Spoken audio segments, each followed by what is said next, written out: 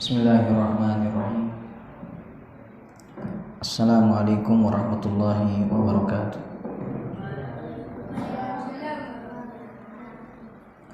Innal hamdalillah nahmaduhu wa nasta'inuhu wa nastaghfiruh wa na'udzu billahi min shururi anfusina wa sayyiati a'malina. May yahdihillahu fala mudilla lahu wa may yudlil fala hadiya lahu. Asyhadu an la ilaha illallah wahdahu la syarika lah wa asyhadu anna Muhammadan abduhu wa rasuluh. Qala Allah ta'ala ya ayyuhalladzina amanu taqullaha haqqa tuqatih wa la tamutunna illa wa antum muslimun. Amma ba'du, fa inna asdaqal hadits kitabullah wa khairal huda huda Muhammadin sallallahu alaihi wasallam wa syarrul umuri muhdatsatuha fa inna kulla muhdatsatin bid'ah wa kulla bid'atin dhalalah wa kulla dhalalatin finnar. Alhamdulillah, jemaah sekalian, kembali kita bisa melanjutkan kajian kita, yakni kitab Al-Adabul Mufrad karya Al-Imam Al-Bukhari rahimahullah, yang mana kitab ini berisi hadis-hadis yang berkaitan dengan adab atau etika.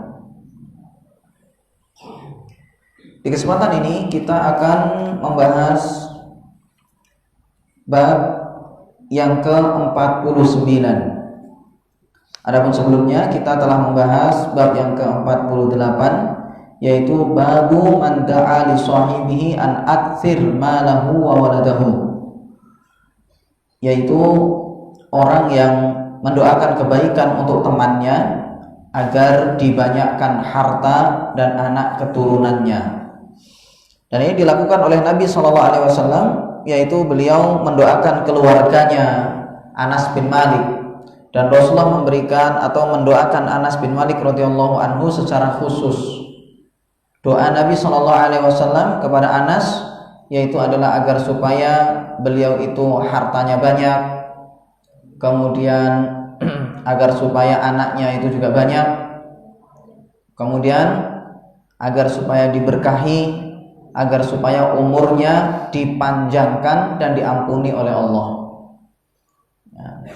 Dan semuanya itu jemaah sekalian terkabul. Doa Nabi SAW ini dikabulkan oleh Allah, yang mana kita sebutkan bahwasanya Anas bin Malik itu hartanya melimpah. Di zaman itu beliau termasuk orang yang terkaya, sampai kebunnya beliau itu bisa dipanen dalam 1 tahun 2 kali. Pada umumnya cuma 1 kali, tapi beliau yang lain nggak ada yang panen, beliau panen sendirian 2 kali dalam setahun. Kemudian habis itu umurnya Anas bin Malik itu sampai panjang, umurnya sampai mencapai berapa? 100 lebih ya, 107 tahun ya. Ada yang mengatakan 99 tahun ya. Kebanyakan mengatakan umurnya adalah sampai 107 tahun. Kemudian anaknya Anas ada berapa? 120 ya, anaknya 120. Kemudian habis itu pernah di zaman beliau itu terjadi taun, terjadi wabah ya, wabah dalam 3 hari 70.000 orang mati dalam 3 hari. Anaknya Anas pada saat itu meninggal berapa di musim itu? 80 orang meninggal. Anaknya Anas, ya mas kalian, semuanya itu dikubur sendiri oleh Anas. Ya, umurnya beliau panjang sekali, sehingga beliau yang mengubur anak-anaknya sendiri juga.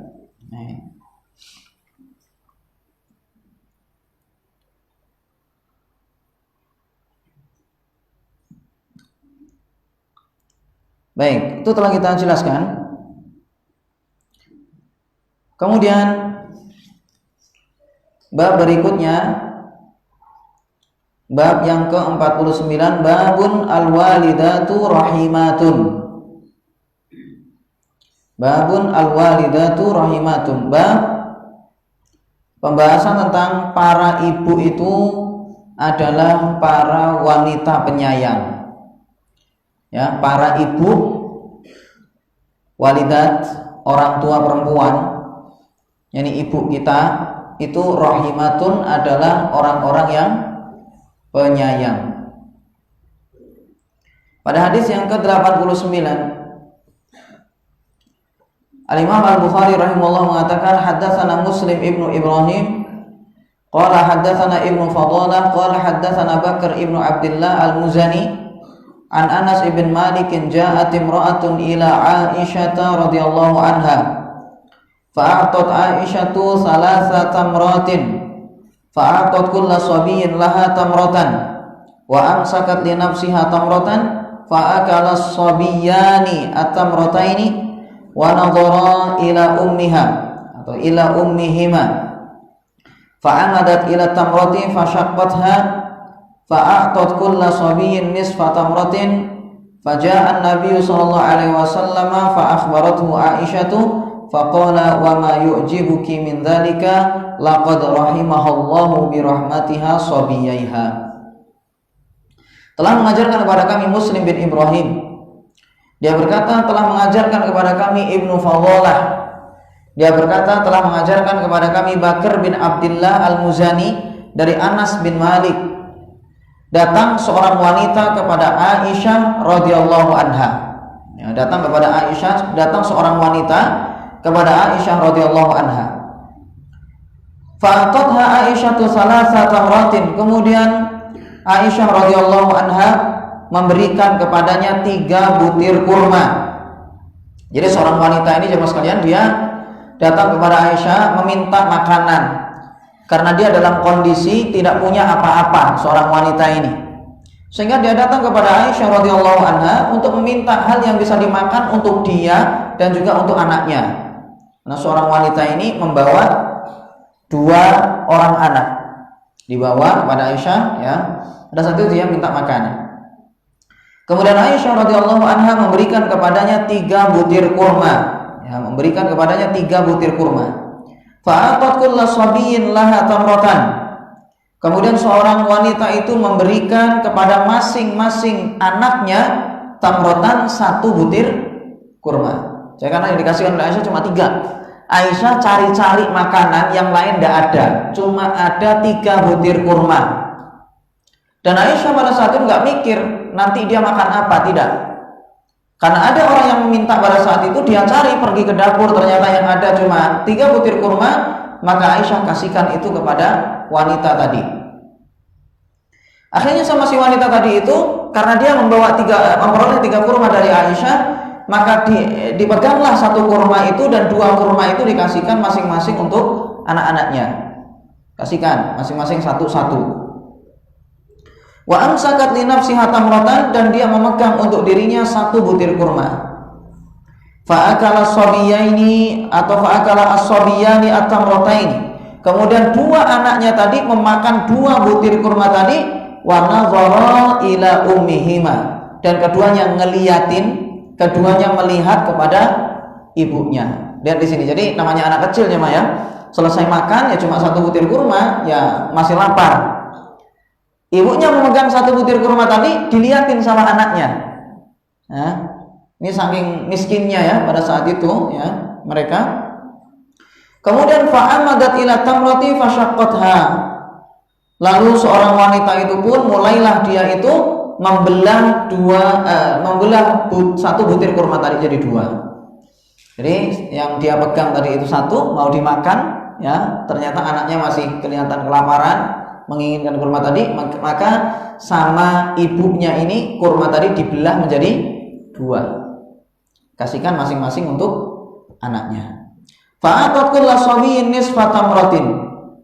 Lalu seorang wanita itu pun memberi masing-masing anaknya itu separuh kurma, dirinya biar nggak usah makan. Ini menunjukkan bahwasanya ibu itu memang penyayang. Daripada dirinya yang mati, mendingan gimana sih? Daripada anak-anaknya mati, mendingan dirinya yang berkorban. Ya. Kemudian jemaah sekalian, setelah kejadian tersebut, faja'an Nabi sallallahu alaihi wasallam. Datanglah Nabi sallallahu alaihi wasallam, fa akhbarathu Aisyah, kemudian Aisyah menceritakan kepada beliau apa yang terjadi. Kejadian tadi diceritakan kepada Rasulullah oleh Aisyah radhiyallahu anha. Faqala, kemudian Rasulullah mengatakan, "Wa ma yu'jibuki min dzalika?" Apa yang membuat engkau heran wahai Aisyah tentang kejadian itu? Laqad rahimallahu bi rahmatiha sabiyaiha. Sungguh Allah merahmati seorang wanita tadi itu disebabkan kasih sayang dia kepada dua anaknya tadi. Jadi karena dia sangat sayang kepada dua anaknya tadi, maka Allah sayang kepada seorang wanita tadi. Nah, jadi jemaah sekalian, kefakiran itu memang pernah atau terjadi di zaman Nabi Shallallahu Alaihi Wasallam. Kefakiran itu terjadi, baik itu di kalangan para sahabat atau bahkan terjadi di keluarganya Nabi Shallallahu Alaihi Wasallam. Buktinya tadi itu Aisyah radhiyallahu anha, dia tidak menemukan makanan kecuali cuma 3 butir kurma saja, cuma 3 butir yang dia miliki. Tapi karena ada orang yang minta, maka Aisyah radhiyallahu anha kasihkan kepada wanita tadi. Nah ini, jadi kefakiran itu memang ada, sampai di situ ada seorang wanita untuk menghidupi anak-anaknya sampai minta, bahkan itu untuk menghidupi dirinya sendiri sampai minta, ya, mencari makanan di zaman itu. Dan untuk masalah minta-minta ini jemaah sekalian,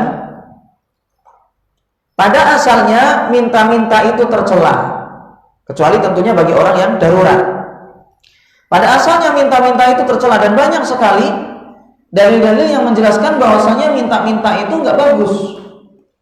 Seperti misalnya dalam suatu hadis Nabi SAW bersabda, "Ma yazalur rajulu yas'alun nasa hatta ya'tiya yaumal qiyamati laisa fi wajhihi maz'atu lahmin."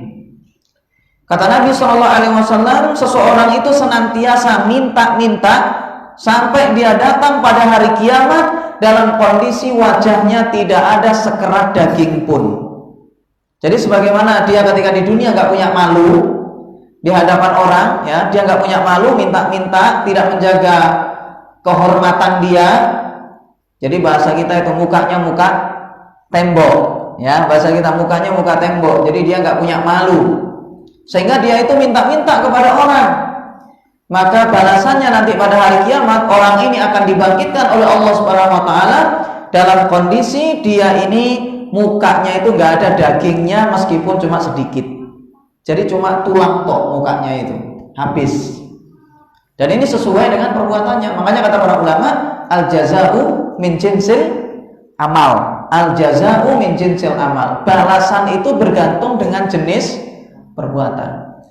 Sebagaimana ketika di dunia dia tidak menjaga mukanya, maka di akhirat akhirnya mukanya dihilangkan oleh Allah, gitu. Nah ini termasuk dalil yang menunjukkan bahwasanya minta-minta itu tercela. Kemudian habis itu juga di dalam hadis yang diriwayatkan oleh Imam Muslim, ya, tadi itu diriwayatkan oleh Imam Bukhari dan Muslim. Kemudian dalam hadis yang diriwayatkan oleh Imam Muslim, Nabi Shallallahu Alaihi Wasallam bersabda, "Man sa'alan nasa amwalahum takatsuran fa innama yas'alu jamran falyastaqilla aw liyastakthir." Kata Nabi Shallallahu Alaihi Wasallam, barang siapa yang minta-minta hartanya orang, ya, minta-minta sama orang, ngemis, minta-minta sama orang, maka kata Rasulullah, ya, takatsuran, dia minta-minta itu tujuannya untuk memperkaya diri supaya banyak uang tapi nggak kerja, cuma ngandalin apa? Pemberian orang lain, minta-minta sama orang supaya dia itu banyak hartanya. Maka kata Nabi Shallallahu Alaihi Wasallam, hanyalah dia itu minta jamron. Jamron itu bara api, ya, jadi arang yang panas, bara api. Dia itu sebenarnya minta bara api, orang semacam itu. Falyastaqilla aw liyastakthir, maka hendaknya silakan dia perseling, ya, dia minimalisir atau dia perseling. Artinya ini ancaman. Ya, kalau pengen selamat ya jangan lakukan, ya, atau silakan kalau mau dia itu melakukan untuk memperseling silakan, tetapi nanti ancamannya neraka, gitu. Dia ibarat seperti memegang bara api. Nah ini sehingga jadi beban nanti pada hari kiamat. Nah, ini. Jadi orang minta-minta itu intinya tercela aja sekalian. Dan orang yang dia itu menahan diri dari minta-minta meskipun dia itu butuh, maka orang itu dipuji oleh Allah Subhanahu wa taala. Meskipun dia butuh tapi dia menahan diri dari apa? Minta-minta. Dalam Al-Qur'an surah Al-Baqarah ayat 273. Ya, surah Al-Baqarah ayat 273, Allah Subhanahu wa taala berfirman, lil fuqara'il ladzina uhsiru fi sabilillah la yastati'una darban fil ardi yahsabuhumul jahilu awniya'a minat ta'affufi ta'rifuhum bisimahum la yas'aluna an-nasa ilhafa wa ma yunfiqu min khairin fa innallaha bihi alim. Kata Allah Subhanahu wa taala, bagi orang-orang yang mereka itu tertahan di jalan Allah, mau hijrah gak bisa, mereka tidak mampu untuk mengadakan perjalanan di muka bumi, yahsabuhumul jahilu aghniya'a minat ta'affufi. Orang-orang yang tidak ngerti mengira mereka itu adalah orang kaya. Orang-orang yang tidak tahu, yang tidak kenal sama mereka, mengira bahwasanya mereka itu adalah orang kaya. Ta'rifuhum bisimahum, kalian kenal kepada mereka karena tanda-tanda yang ada pada mereka. La yas'alunan nasa ilhafa, mereka itu tidak minta-minta kepada orang dengan mendesak. Ya, jadi mereka itu menjaga kehormatannya, nggak mau minta-minta sama orang. Wa ma tunfiqu min khairin fa innallaha bihi alim, dan apa yang kalian infakkan berupa kebaikan, maka sesungguhnya Allah itu Maha mengetahui. Intinya jemaah sekalian, Allah Subhanahu wa taala memuji orang-orang yang di zaman Nabi Shallallahu alaihi wasallam dahulu, yang mana mereka ini dalam kondisi fakir, hijrah berangkat kemana-mana nggak bisa, mau pindah dari tempatnya itu nggak bisa karena nggak punya harta. Tetapi mereka itu menahan diri dari minta-minta kepada orang, padahal mereka itu dalam kondisi butuh, ya. Tapi mereka nggak mau minta-minta sama orang di situ.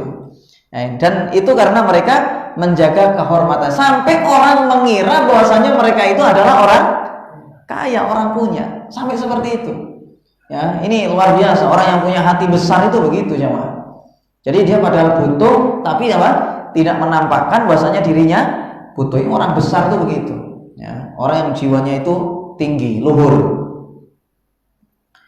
Nah, sehingga jemaah sekalian, dari dalil-dalil yang ada semacam ini menunjukkan bahwasanya minta-minta itu tidak bagus. Makanya misalnya di dalam hadis kemarin ya kita jelaskan kisahnya Hakim bin Hizam itu kan, yang dia selalu minta-minta sama Rasulullah, ya, dikasih onta 70 ekor minta lagi. Sampai berapa itu?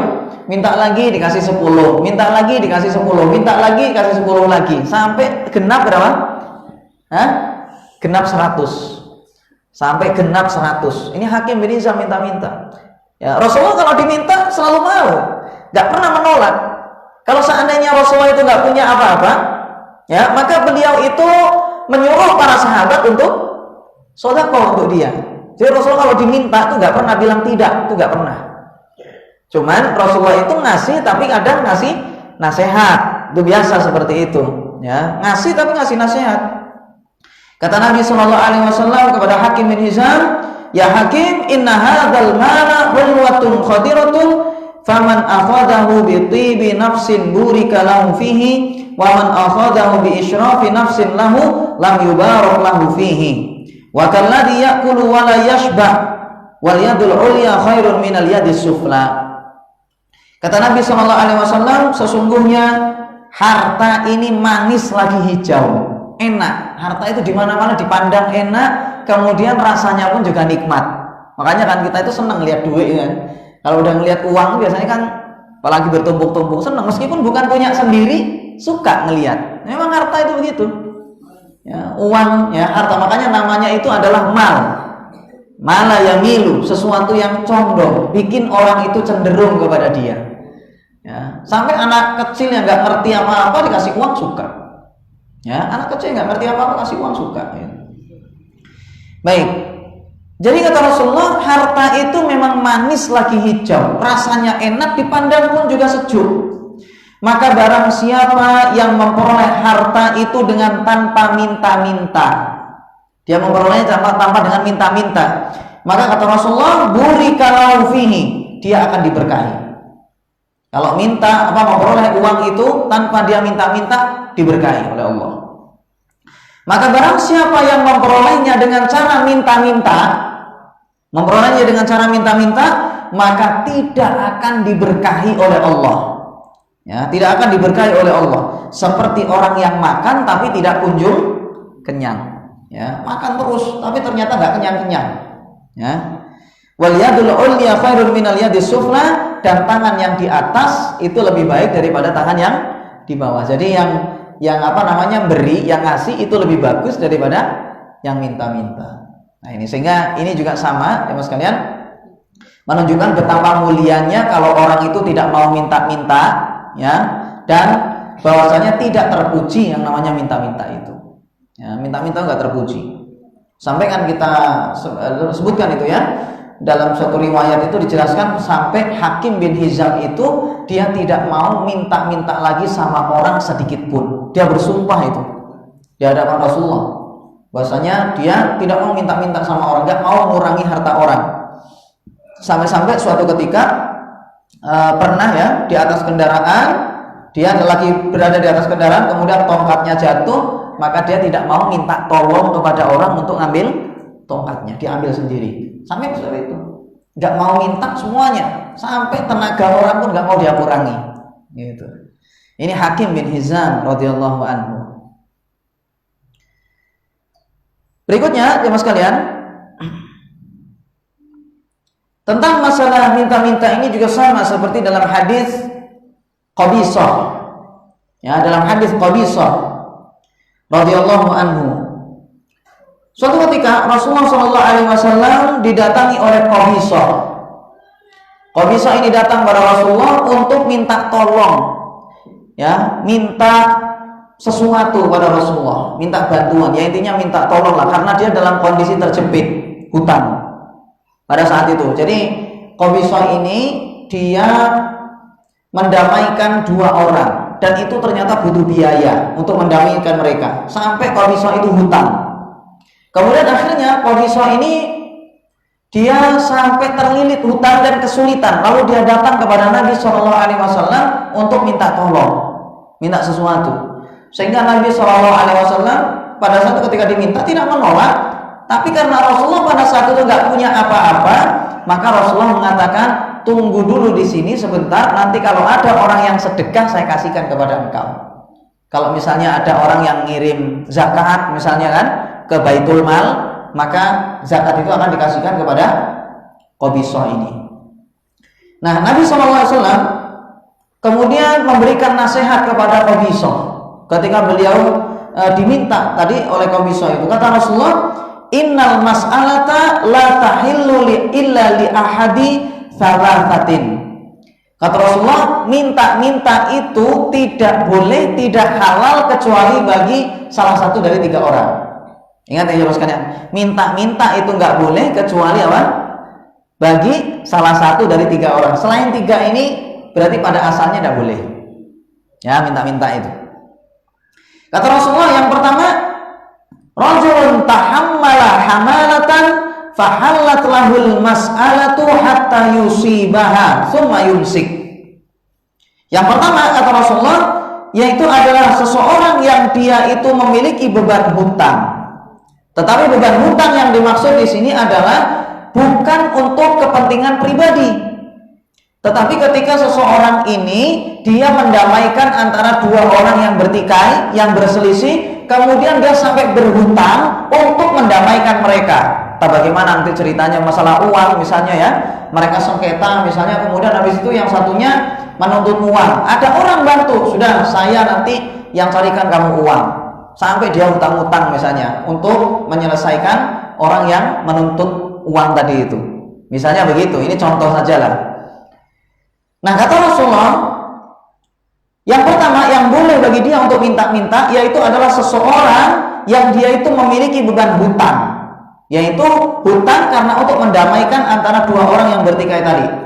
Maka halal bagi dia untuk minta-minta sampai dia itu sudah memperoleh apa yang dia butuhkan, summa yumsik, kemudian habis itu dia menahan. Selesai itu nggak boleh minta lagi. Ya, dia minta sama orang misalnya untuk membayar hutang dia, selesai, sudah habis itu nggak boleh minta lagi. Nggak boleh keterlanjur, apa ya? Keterlanjur nggak boleh. Ya, keenakan misalnya ya, kok minta-minta itu cepet kaya, wakil duitnya, dilanjutkan nggak boleh. Dapat, tuntas, hutangnya selesai. Ini yang pertama. Kemudian yang kedua kata Rasulullah, wa rajulun asabatu jaihatun ijtahat malahu fahallat lahul mas'alatu hatta yusiba qiwaman min aishin. Yang kedua kata Rasulullah, yaitu adalah seseorang yang dia itu tertimpa jaihah. Jaihah ini sama sesuatu musibah. Seperti begini, orang misalnya punya kebun, ya, kemudian habis itu kebunnya itu diserang oleh hama. Akhirnya semua hasil panennya itu gagal. Semuanya itu gagal. Atau misalnya seorang, ini contohnya, seorang punya perusahaan, misalnya kemudian habis itu ada banjir, ada gempa, ada apalah misalnya ya. Kemudian habis itu perusahaannya itu rusak semuanya, habis, bangkrut. Sehingga orang ini, padahal kan di situ kan banyak yang dia tanggung. Belum bayar karyawannya, misalnya kan itu kan ini contohnya. Bayar karyawannya, mungkin bayar untuk keperluan-keperluan dia, ya macam-macam lah intinya di situ. Banyak tanggungan-tanggungan yang harus dia selesaikan. Ya, karena dia mengalami kebangkrutan pada saat itu, ya. Tempat kerjanya dia itu tadi, ya, lahannya dan seterusnya itu rusak. Maka kata Rasulullah, boleh halal bagi dia itu untuk minta sampai dia memperoleh biaya untuk hidup dia. Selesai itu nggak boleh lagi untuk minta-minta lagi. Ini yang kedua. Kemudian yang ketiga, wa rajulun asabatu faqatun hatta yaquma salasatun min dzawil jiha atau hija, ya, min dzawil hija min qawlihi laqad asabat fulanan faqatun fahallat lahu al mas'alatu hatta yusiba qiwaman min aishin. Kemudian yang ketiga kata Rasulullah, yaitu adalah seseorang yang tertimpa kefakiran, miskin, makan aja susah. Seorang yang tertimpa kefakiran, maka kata Rasulullah boleh bagi dia itu, ya, warajulun asabat hatta yaquma, sampai ada 3 orang yang waras. Ada 3 orang yang waras dari sisi akal, dia itu bukan orang gila, ya, orang yang ngerti, orang yang paham, orang yang terpercaya. Dia itu bersaksi bahwasanya orang ini adalah orang tertimpa miskin. Ini yang ketiga. Jadi orang ini dia tertimpa kemiskinan, menjadi orang yang fakir, kemudian ada 3 orang yang bersaksi bahwasanya dia memang orang fakir. Dan 3 orang ini tidak orang sembarangan, memang dia adalah orang yang waras, ya, orang yang ngerti, akalnya itu normal, ya, bukan berarti orang yang nggak ngerti. Ada kan orang yang mentalnya berkurang misalnya, bukan itu, ya, tapi orang ini memang orang yang layak untuk bersaksi bahwasanya orang ini adalah benar-benar orang miskin. Maka halal bagi dia untuk minta-minta kata Rasulullah sampai dia itu memperoleh biaya untuk hidup. Selesai tertutupi kebutuhannya, nggak boleh lagi. Fama siwahunna minal mas'alati yaqabisatu suhtun yakuluha sahibuha suhtan. Maka orang-orang yang lain selain yang 3 ini kata Rasulullah, selain yang 3 ini, maka tidak, wahai qabisah, permintaan atau minta-minta yang dia lakukan itu adalah suhtun. Suhtun itu adalah sesuatu yang haram. Selain yang 3 ini kata Rasulullah, ya, kalau dilakukan maka itu adalah perbuatan haram. Suhtun, yakuluha sahibuha, yang dimakan oleh pelakunya suhtan, dalam kondisi haram, gak boleh. Nah, ini sehingga ini jamaah sekalian menunjukkan bahwasannya namanya minta-minta itu tercela. Kalau dalam hadis ini jelaskan cuma 3 orang yang boleh minta-minta. Ingat ya, masih yang pertama apa tadi itu? Orang yang terlilit hutang untuk apa? Membiayai 2 orang yang bertikai. Kemudian habis itu yang kedua, orang yang tertimpa musibah, ya, tertimpa musibah tadi itu, ya, kebanjiran apalah misalnya, sehingga tempat dia kerja tadi itu habis, rugi besar dia itu, boleh bagi dia minta-minta. Kemudian yang ketiga yaitu adalah orang fakir atau miskin, gak punya apa-apa. Selesai Nggak boleh minta-minta lagi. Jangan nanti di situ minta-minta, sudah makan enak, sudah bisa makan, pikirannya saya ngemis lagi buat bikin rumah. Nggak boleh. Ngemis lagi buat beli mobil, buat beli motor, nggak boleh. Jadi di sini cuma untuk apa? Makan, ya, untuk makan selesai sudah. Yang urusan ekonomi selesai, nggak boleh lagi minta-minta sama orang. Nah ini. Kalau selebihnya itu kata Rasulullah suhtun, ya, selebihnya itu adalah perbuatan haram itu kalau dilakukan. Cuma kalau ulama jelaskan gini sama sekalian. Adapun nanti di situ minta-minta di situ cuma hal-hal yang remeh, ya, hal-hal yang remeh boleh, tetapi tidak boleh sering. Misalnya ketika kita lagi masak kekurangan garam, boleh nggak minta ke tetangga minta garamnya, boleh apa tidak? Nah, kurang bawang misalnya, bumbu-bumbu makanan gak ono, minta ke tetangganya, boleh atau tidak? Boleh, karena ini adalah sesuatu yang remeh. Yang kecil-kecil semacam ini boleh, tidak ada masalah. Rasulullah kadang minta kepada sahabatnya ketika para sahabat mereka itu punya rezeki nomplok, ya, ketika berangkat ke suatu kampung, kemudian habis itu pemimpin kampungnya itu terkena demam, sakit, disengat hewan, gak sembuh-sembuh. Kemudian habis itu sahabat ini, ya, sebelumnya datang kepada mereka, ya, datang kepada mereka minta jamuan makan. Mereka bertamu dan tamu itu punya hak untuk minta jamuan. Itu memang haknya mereka itu, tidak ada masalah. Tamu ini bahkan kalau seandainya dia tidak dijamu, boleh untuk mencuri. Ini dalam Islam, bukan bicara masalah hukum adat istiadat, bukan. Kalau dalam Islam ada tamu datang dari Surabaya, dari Jakarta ke rumah kita, kemudian nggak dikasih makan, maka dia berhak untuk mengambil sendiri tanpa izin. Ini dalam Islam seperti itu. Kalau dikasih nggak boleh ngambil lagi. Ya, kasih makan sudah selesai, nggak boleh nanti di situ cari-cari yang lain. Pada asalnya haram sudah, gitu. Nah, sahabat ini jamaah sekalian, ketika dia datang ke suatu kampung itu, mereka minta haknya mereka, jamuan makan, ternyata nggak dikasih. Padahal mereka dalam kondisi butuh pada saat itu. Sehingga kemudian para sahabat ini karena nggak dikasih apa-apa, pergilah para sahabat ini meninggalkan penduduk kampung tadi. Ternyata jemaah sekalian, dengan izin Allah, Allah buat pemimpin kampungnya itu sakit, disengat oleh hewan. Kemudian habis itu mereka melakukan berbagai macam upaya perobatan, ya, pengobatan, ternyata nggak kunjung sembuh, nggak ada efeknya. Diobati pakai apapun nggak sembuh-sembuh. Kemudian adalah salah seorang dari mereka itu yang mengatakan, barangkali orang yang pergi tadi itu, mereka itu apa? Bisa mengobati. Akhirnya kemudian habis itu ditanggapilah usulan semacam ini, dikejarlah orang tadi itu, dicari lagi. Ya, diceritakan bahwasannya pemimpin mereka itu dalam kondisi tersengat hewan, nggak sembuh-sembuh sakitnya. Kemudian barangkali mereka bisa punya sesuatu yang bisa menyembuhkan. Kemudian habis itu mereka bikin perjanjian. Mereka mengatakan begini, saya pernah ke tempat kalian untuk minta hak kami, jamuan makan, tapi kalian menolak. Sehingga saya tidak mau mengobati tuan kalian itu kecuali kalian memberikan kepada kami jual. Yani beberapa ekor kambing lah. Ya, jadi nggak mau kami ngobati kecuali kalian itu memberi kami beberapa ekor kambing. Akhirnya mereka sepakat, kemudian dilakukanlah pada saat itu proses ruqyah. Ya, datanglah para sahabat tadi itu kepada penduduk kampung tadi, kemudian salah seorang dari mereka itu meruqyah pemimpin penduduk kampung tadi itu. Yani cukup pada saat itu dibacakan dengan Al-Fatihah, jemaah sekalian. Dibacakan pada saat itu diruqyah, ya, dengan Al-Fatihah, kemudian habis itu bahasa itu disembur dengan ludahnya, ya, yatful, ya. Kemudian habis itu dengan izin Allah, dengan ruqyah tadi itu penduduk atau pemimpin kampung tadi itu ternyata sembuh dengan izin Allah.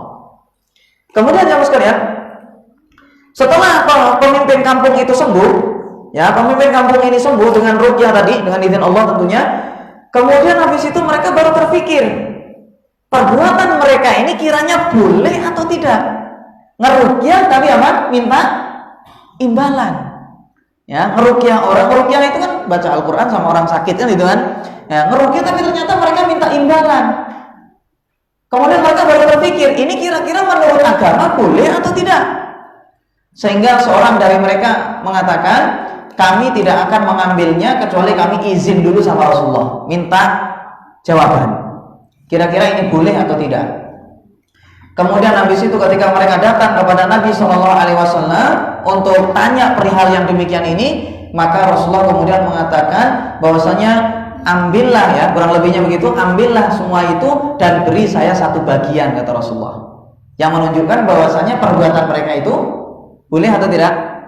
Boleh, ya, perbuatan mereka itu boleh, dan Rasulullah pada saat itu minta satu bagian, ya, karena mereka dapat sekawanan ekor kambing, ya, banyak, rezeki nomplok, ya, kemudian Rasulullah minta satu. Nah yang ini menunjukkan bahwasanya minta itu jamaah sekalian, ya, minta itu kalau seandainya sesuatu yang remeh, yang wajar, maka boleh. Ya, untuk wajar itu beda-beda. Kalau antum sekarang tiba-tiba datang ke tetangga minta kambing, yuk, gak wajar ya. Ini kan ada orang rezeki nombok, diem-diem tiba-tiba dapat rezeki banyak, wajar diminta satu ekor kambing, kambingnya banyak, ya, wajar. Ini gambarannya begitulah. Yang intinya jamaah sekalian, minta kalau seandainya yang remeh-remeh seperti itu wajar, maka itu tidak masalah. Tapi jangan keterlanjur tadi itu, jangan terlanjur, ya, minta lagi, besok minta lagi, akhirnya gak pernah beli, ya, ngandalin pemberian orang akhirnya. Ini tidak boleh yang seperti ini, berarti masuk dalam hadis-hadis tadi itu, yaitu minta-minta untuk memperkaya diri. Ya, uangnya sendiri ditabung, orang suruh ngasih dia. Nah ini berarti nggak boleh semacam ini.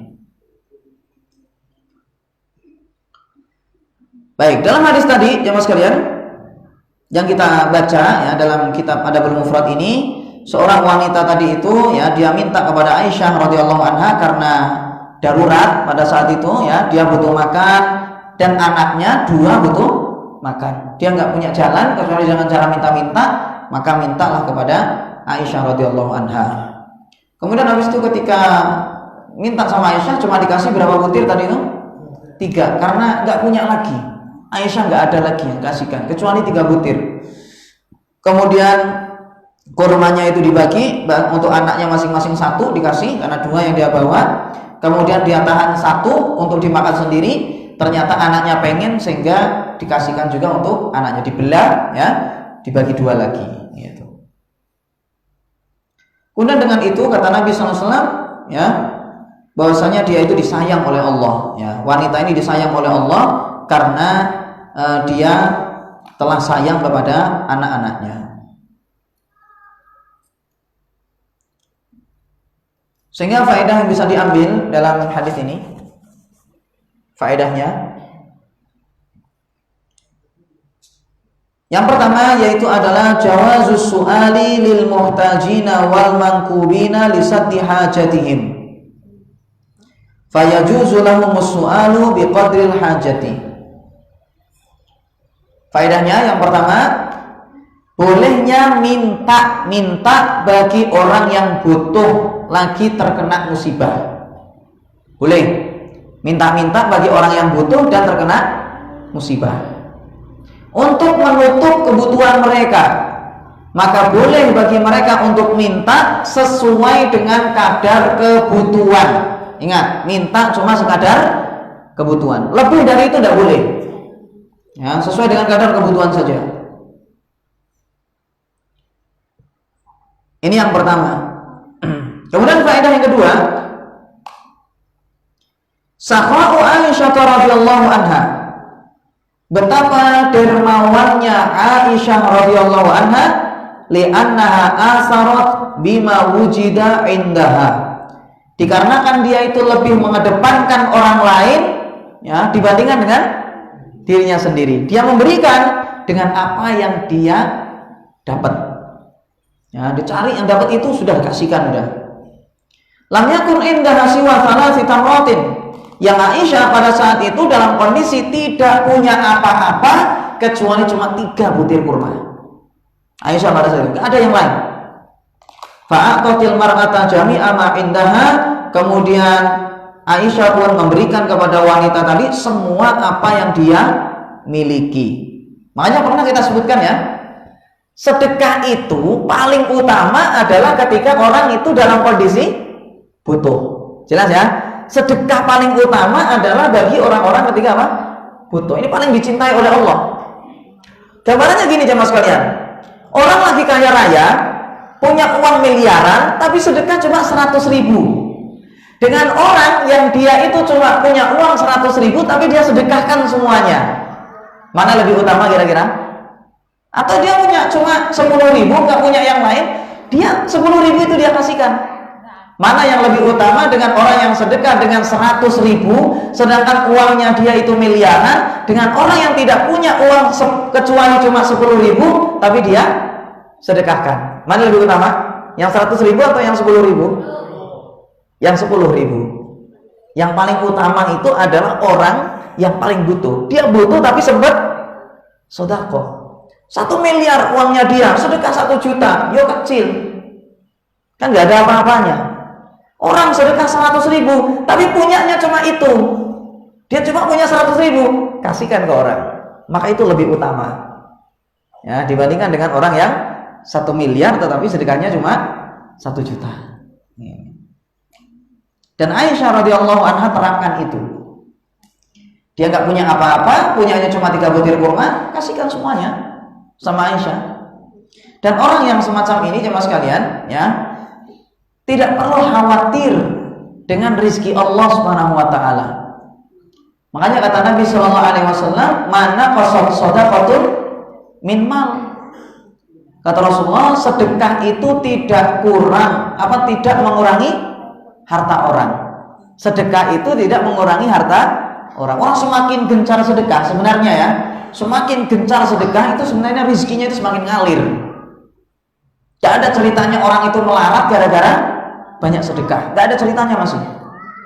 Oh saya ini melarat, habis harta saya gara-gara terlalu sering sedekah. Belum dijumpai cerita semacam. Yang ada adalah pengalaman-pengalaman orang itu, mereka itu pernah merelakan uang mereka, kemudian habis itu Allah beri mereka itu kekayaan. Salah seorang ustadz kita itu pernah bercerita. Jadi ada orang, dia itu rumahnya itu sudah reot, mau roboh. Tapi dia ngelihat rumahnya orang tuanya pada saat itu juga dalam kondisi mau roboh juga. Rumahnya dia mau roboh, miring, ya. Rumahnya orang tuanya juga sudah reot. Dia punya uang pas-pasan untuk membiayai rumahnya dia. Sehingga kemudian ketika dia dapat rezeki dengan izin Allah, dapat rezeki, kemudian dia berpikir yang didahulukan itu apakah rumahnya dia sendiri atau rumahnya orang tuanya.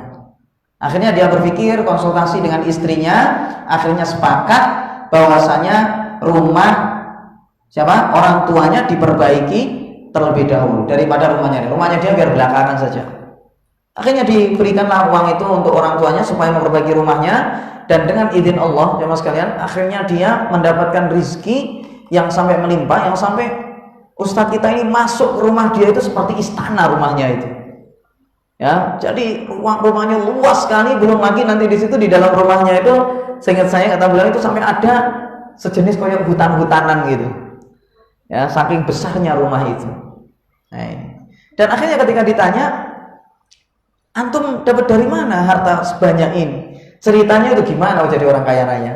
Dia bilang apa? Saya tidak ngerti. Kok tiba-tiba saya jadi orang kaya. Cuma yang saya ingat itu saat dulu itu saya punya rumah sudah rusak, sedangkan rumah orang tua saya juga rusak. Saya dahulukan rumahnya orang tua. Saya belakangan. Dengan izin Allah ternyata saya diganti dengan yang lebih baik seperti ini. Gitu. Saya jemaah sekalian, ini sesuai dengan hadis Rasulullah, mana qasad shadaqatun min mal. Sedekah itu tidak mengurangi harta orang. Justru orang semakin gencar sedekah itu semakin ngalir rezekinya itu. Sudah ada belum? Belum ya? Baik. Kemudian jemaah sekalian, Allah Subhanahu wa taala itu senang dengan orang yang dia itu tidak berbelit-belit. Ya, Allah itu senang dengan orang yang tidak berbelit-belit. Makanya di dalam suatu hadis Nabi SAW bersabda, rahimallahu rajulan samhan idza ba'a wa idza ishtara wa idza iqtada. Kata Nabi SAW, Allah itu merahmati seseorang yang dia itu mudah apabila menjual dan apabila membeli, serta apabila dia lagi nuntut hutang. Apa itu? Nuntut hutang maksudnya apa? Nagih hutang. Allah tuh sayang sama orang semacam itu. Aisyah nggak berbelit-belit ketika diminta, ya. Aisyah ketika diminta nggak bilang saya cuma punya ini. Masuk saya kasihkan, saya nanti makan apa? Nggak ruwet-ruwet semacam itu. Karena memang dalam hadis tadi itu, Allah itu sayang kepada orang yang mudah. Kalau dimintai tolong, langsung siap. Gitu. Allah sedang sama orang-orang semacam itu. Kemudian juga disebutkan dalam hadis tadi itu, kalau dia itu menjual, ngasih harganya tidak membuat orang repot. Kalau jual itu ngasih orang nggak bikin orang eyel-eyelan. Ya, kalau jual itu. Kemudian kalau dia itu sebagai pelanggan, pembeli, maka dia menawarnya tidak dengan harga yang mahal, yang memberatkan si penjual. Allah sayang sama orang semua. Jadi penjual dia itu mudah, jadi pembeli pun juga mudah. Makanya salah satu ustadz kita itu ada yang bilang bahwasanya termasuk sedekah yang terselubung, cara sedekah yang supaya tidak ada orang yang tahu, yaitu adalah membeli barang orang dengan tanpa nawar. Ya, ini termasuk sedekah yang sembunyi-sembunyi. Ya, beli kepada orang tapi tanpa nawar. Ya, tanpa nawar. Tapi kalau antum dirasa disitu diakal-akali, yo ada tindakan. Ya kan? Barang jelek dijual harga mahal, kemudian antum ayo. Lek terus-terusan ya sekali-sekali tidak apa-apa. Lek terus-terusan kayak gitu itu ya nanti akan membiarkan orang apa? Berbuat kejahatan. Ya, nanti orang itu akan terus-terusan dzalimi orang lain khawatirnya. Gitu.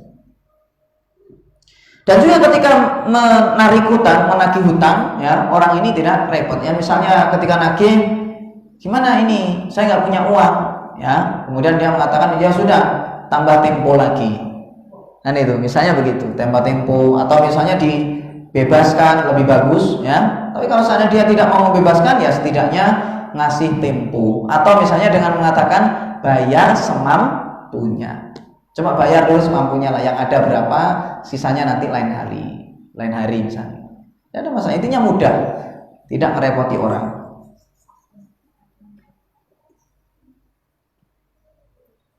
Kemudian jamaah sekalian, faedah berikutnya yaitu adalah yang bagi lil mutasaddiqi an yatasaddaqa bima yatayassaru lahu qalla au katsura. Yaitu adalah seyogyanya, sejatinya bagi orang yang bersedekah adalah sedekah dengan apa yang mudah bagi dia, banyak atau sedikit. Jangan nanti seseorang itu dia tidak mau sedekah dengan alasan yang disedekahkan cuma sedikit. Jangan. Orang mau sedekah silakan ya dengan cara yang mudah saja. Adanya itu sudah kasihkan. Karena sebagian kita itu kadang kan berpikir gini, masuk saya sedekah cuma segini, akhirnya nggak sedekah sama sekali. Ini kesalahan. Mestinya orang itu sedekah dengan apa yang dia punya. Adanya segitu ya sudah kasihkan. Jangan gara-gara sedikit, gak enak, sedekah kok gak enak. Sedekah kalau karena Allah yang banyak sedikit, menurut Allah bagus, ya sudah lakukan. Jangan sedekah itu gara-gara mikirin perkataan orang. Masuk kamu sedekah cuma segotok, gak ono lauke. Punya cuma itu. Kan? Kalau memang karena Allah ya gak akan ngurus orang mau ngomong apa, ya sudah terserah. Yang penting Allah suka kan itu. Ada ya? Baik. Jadi jamaah sekalian, faedah yang ketiga, ingat bahwasanya orang sedekah itu bersedekahlah dengan yang mudah, jangan menunggu banyak. Ya kalau banyak ada bagus, kalau nggak ada, adanya sedikit kasihkan. Jangan nanti di situ meninggalkan sedekah dengan alasan sedikit yang dikasihkan. Allah Ta'ala. Baik, demikian yang bisa kita bahas pada kesempatan ini. Semoga bermanfaat. Wassalamualaikum warahmatullahi wabarakatuh. Subhanakallahumma wa bihamdika asyhadu an la ilaha illa anta astaghfiruka wa atubu ilaik. Assalamualaikum warahmatullahi wabarakatuh.